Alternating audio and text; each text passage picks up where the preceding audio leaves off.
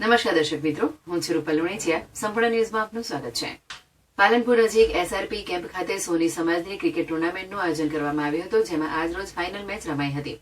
શ્રી દાનેદાર ગઢવાડા વિસાશ્રીમાળી સોની સમાજ youth club આયોજિત 2 દિવસીય ક્રિકેટ ટુર્નામેન્ટનું આયોજન કરવામાં આવ્યું હતું, જેમાં આજરોજ સેમીફાઇનલ મેચ બાદ ગોવિંદા 11 અને ખુશી 11 વચ્ચે ફાઇનલ મેચ યોજાઈ હતી, જેમાં ગોવિંદા 11એ ટોસ જીતી બેટિંગ કરી હતી, જેમાં તેમની ટીમે 12 ઓવરમાં 151 રન કર્યા હતા, જ્યારે બીજા દાવમાં ખુશી 11 ટીમે 12 ઓવરમાં 97 રન કરતા ગોવિંદા 11 ટીમ 54 રને વિજેતા બની હતી. આ ક્રિકેટ ટુર્નામેન્ટનું આયોજન યુથ ક્લબના પ્રમુખ સ્નેહલભાઈ સોની, મંત્રી દિલીપભાઈ સોની, ક્રિકેટ ટુર્નામેન્ટના કન્વીનર પાર્થ એ સોની, અલ્પેશભાઈ સોની, ઓમ સોની, દિવ્ય સોની, રાધે સોની, નીરવભાઈ સોની, દુર્ગેશભાઈ સોની, અશ્વિનભાઈ સોની સહિત યુથ ક્લબના હોદ્દેદારો દ્વારા કરવામાં આવ્યું હતું અને ટુર્નામેન્ટને સફળ બનાવી હતી.